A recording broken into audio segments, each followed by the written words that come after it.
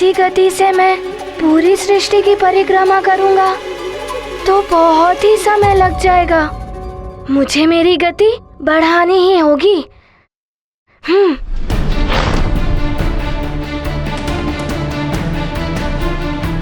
ओह, ये जल तो छलकने को है। मुझे मेरी गति कम करनी होगी।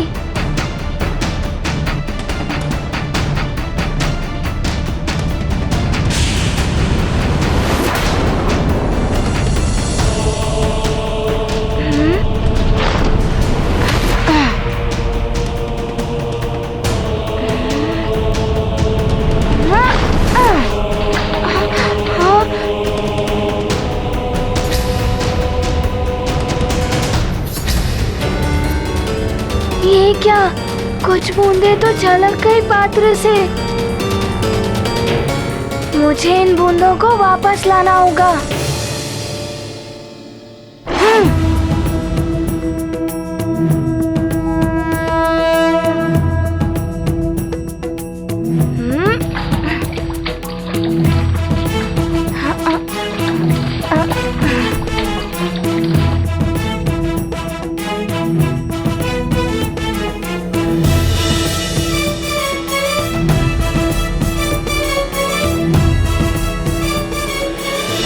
तो बड़ा ही कठिन कार्य है।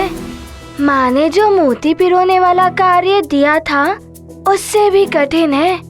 गुरुदेव ने तो बड़ा ही चुनौतीपूर्ण कार्य मुझे सौंप दिया।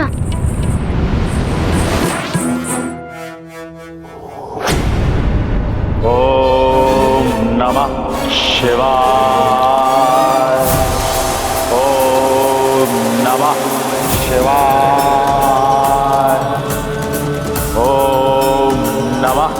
शिवाय। ओम नमः शिवाय।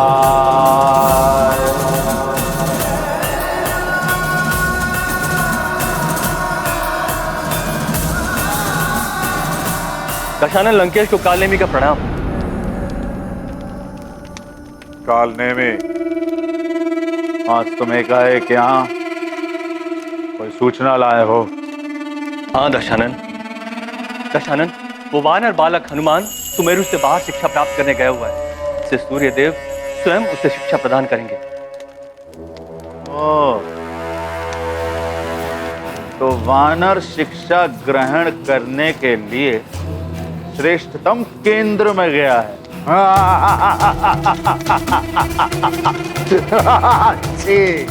अच्छी बात है। अच्छी बात है। स्वतः ही कुछ दिनों के लिए हमारे मार्ग का कंटक हट गया। किंतु लंकेश, एक तो वो वानर बालक पहले ही दिव्य वरदानों से युक्त है। अब उससे श्रेष्ठतम शिक्षा प्राप्त हो जाएगी। शत्रु का बलवान और ज्ञानवान होना हमारे हित में नहीं है। कालनेमी, वो वानर तो उसी दिन मेरे हाथों मारा जाता जिस दिन वो मेरे समक्ष आया था। क्योंकि मेरी मृत्यु तो उसके हाथों नहीं हो सकती, परंतु उसकी मृत्यु मेरे हाथों अवश्य हो सकती है। मेरे महादेव ने उस दिन उसकी रक्षा कर ली और उसे बचा दिया।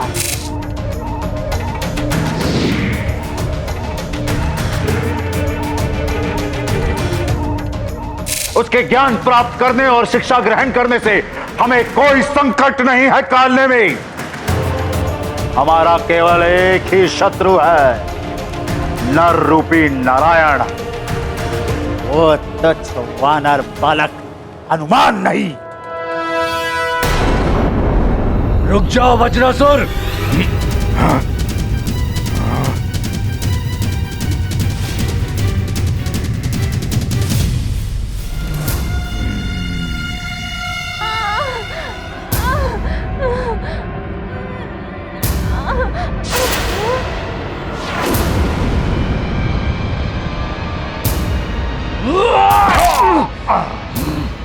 रुक जाओ। इसने मुझ पर वार किया है, इसका वध मैं करूंगा।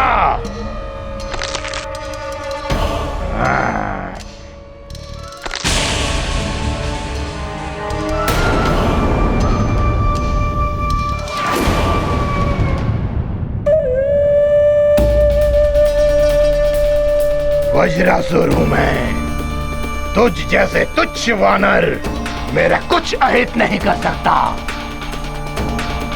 मुझे नर नारायण अवतार के अतिरिक्त कोई नहीं मार सकता।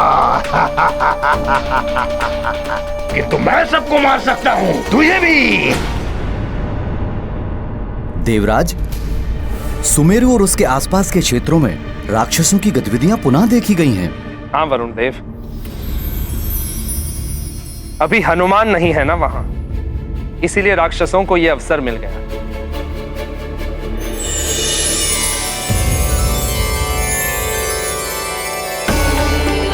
प्रणाम देवराजन।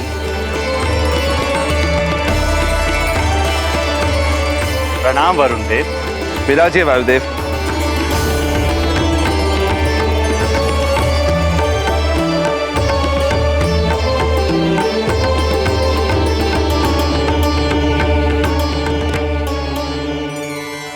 क्या हुआ वायुदेव, आज आप बहुत ही प्रसन्न मुद्रा में दिख रहे हैं।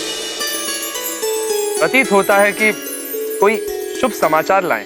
समाचार ही प्रसन्नता का है देवराज। हनुमान परीक्षा में सफल हुआ है। सूर्यदेव ने उसे अपना शिष्य स्वीकार कर लिया है। सूर्यदेव का शिष्य बनना ब्रह्मांड के सबसे कठिन कार्यों में से एक है। हम देवताओं के पुत्र भी असफल हो जाते हैं इसमें। मेरा पुत्र गौ भी असफल हो गया था सूर्यदेव की परीक्षा में। तुम मुझे अपना गुरु क्यों बनाना चाहते? वो इसीलिए सूर्यदेव, क्योंकि एक तो मैं आपके सहायक का पुत्र हूँ और दूसरा कि आपसे शिक्षा पाना मेरे लिए गर्व की बात है। पुत्र, शिष्य को भी इस योग्य होना चाहिए कि गुरुदेव के लिए भी गर्व की बात हो। किंतु हनुमान ने यह अद्भुत कार्य कर दिखाया है वरुण देव। सत्य है वायुदेव, हनुमान बड़ा ही दिव्य बालक, हम सभी देवताओं के बालकों से भी अधिक दिव्य। हनुमान की सफलता में उसके माता पिता महाराज केसरी और देवी अंजना की तपस्या, उनके द्वारा दिए गए संस्कार और सीख भुलाए नहीं जा सकते देव। सत्य वचन है। संतान के प्रथम गुरु उसके माता पिता ही होते हैं। किंतु जितना कठिन सूर्यदेव का शिष्य बनना है, उतना ही कठिन सूर्यदेव की शिक्षा ग्रहण करना भी है। हनुमान के लिए भी एक बड़ी चुनौती है।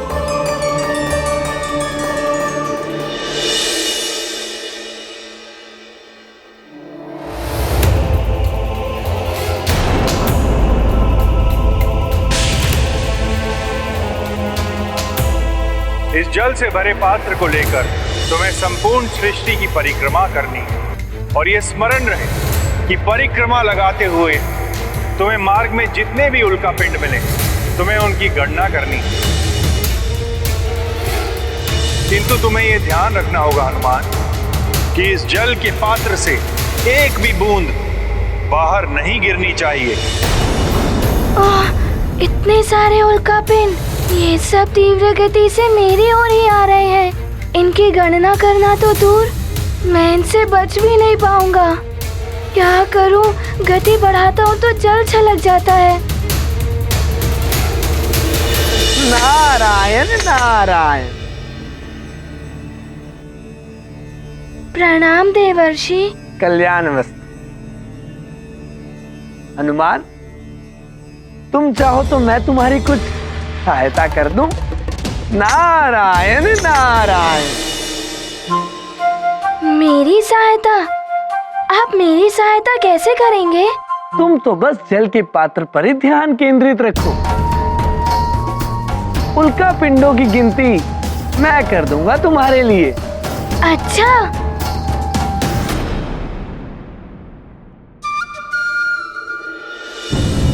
यदि हनुमान ने देव ऋषि से सहायता ले ली तो सूर्यदेव अवश्य रुष्ट हो जाएंगे। हो सकता है वो हनुमान को शिक्षा देने से मना कर दे। ऐसे में तो हनुमान की शिक्षा अपूर्ण रह जाएगी। ये महर्षि नारद अब कौन सी परीक्षा लेने पहुंच गए हनुमान की? हनुमान की तो पग पग पग परीक्षाएं होनी है। यह परीक्षाएं हनुमान के लिए बहुत बड़ी सीख होगी।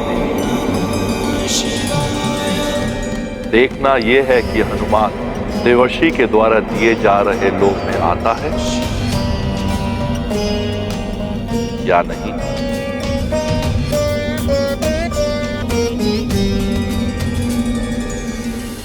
तुम ये भी कर सकते हो कि तुम तीव्रता से आगे बढ़ते हुए उल्काओं की गणना करो। यदि पात्र से जल छलका तो मैं अपने कमंडल के जल से इसे पुनः भर दूंगा।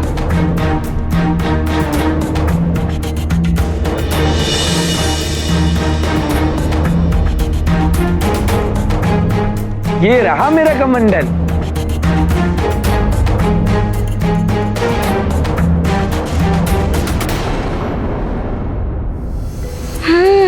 देवर्षि कह तो उचित ही रहे हैं। इनकी सहायता से मेरा कार्य सरल तो हो जाएगा और शीघ्रता से पूर्ण भी हो जाएगा।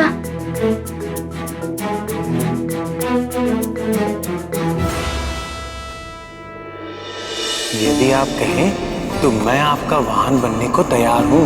यदि आज आप मेरी सवारी बनेंगे तो मेरे मूषक को बुरा लगेगा ना? गणपति जी ने सत्य कहा, वाहन नहीं बदलते और किसी की सहायता से स्पर्धा में विजय प्राप्त करना भी अनुचित है। ऐसी विजय का कोई अर्थ नहीं।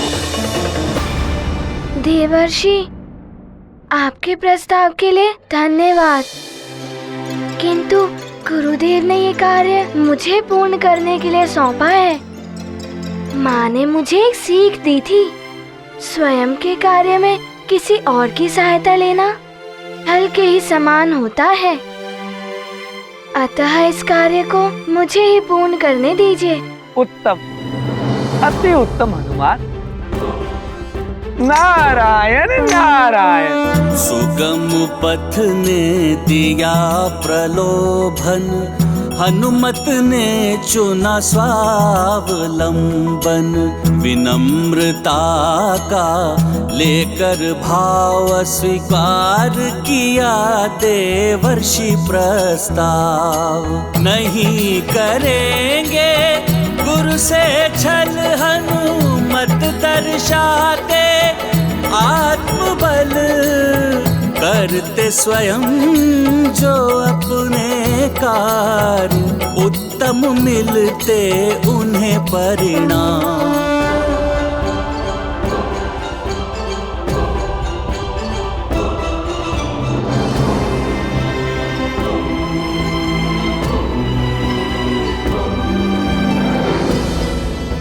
मुझे अविलंब ये कार्य समाप्त करके लौटना होगा, जिससे कि मैं 7 दिनों की सीमित अवधि में ही अपनी शिक्षा पूर्ण कर सकूं।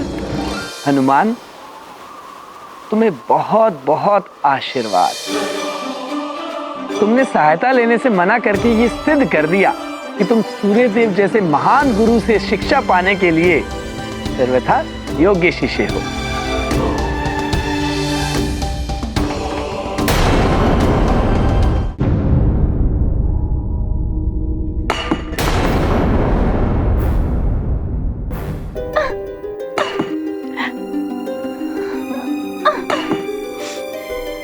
सर्वथा योग्य शिष्य था मैं, फिर भी मुझ गव को सूर्यदेव ने अपना शिष्य नहीं बनाया।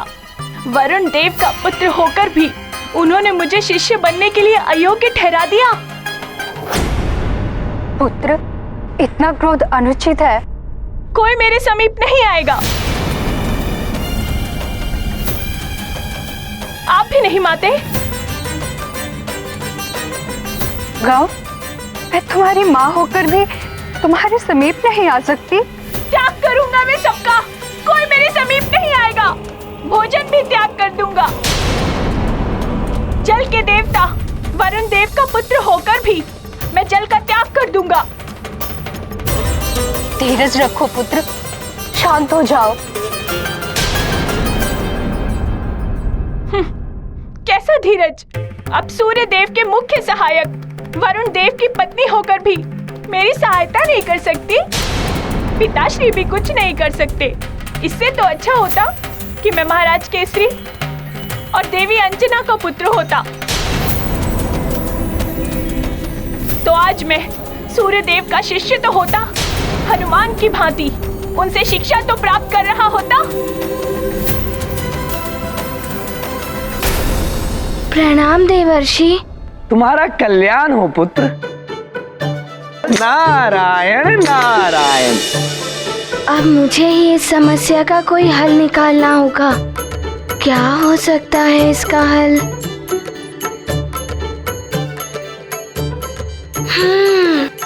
एक उपाय है। मैं उल्का पिंडों से बचते हुए उनकी गणना भी कर लूंगा एवं जल को भी बचा लूंगा।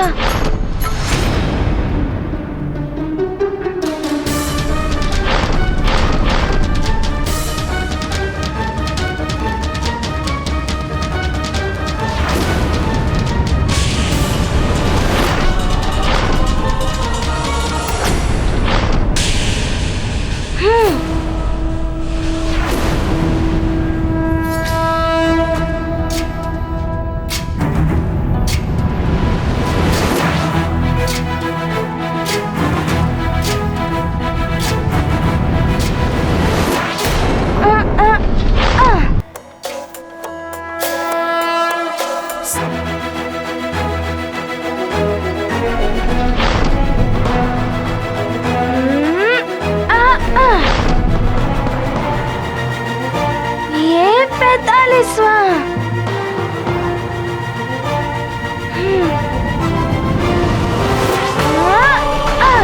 ये 46वां।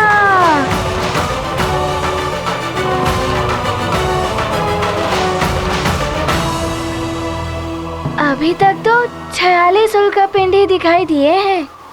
अब जल पात्र।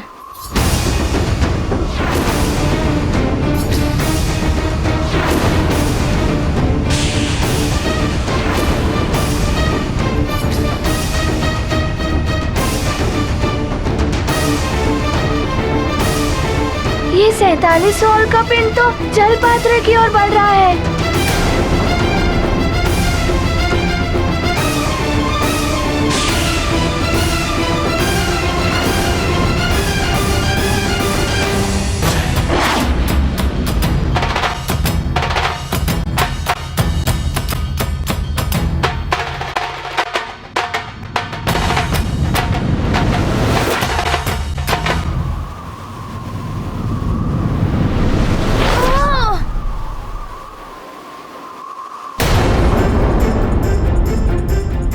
कुछ बूंदें तो गिर ही गई। अब दिखाई भी नहीं दे रही है कि कहाँ गई।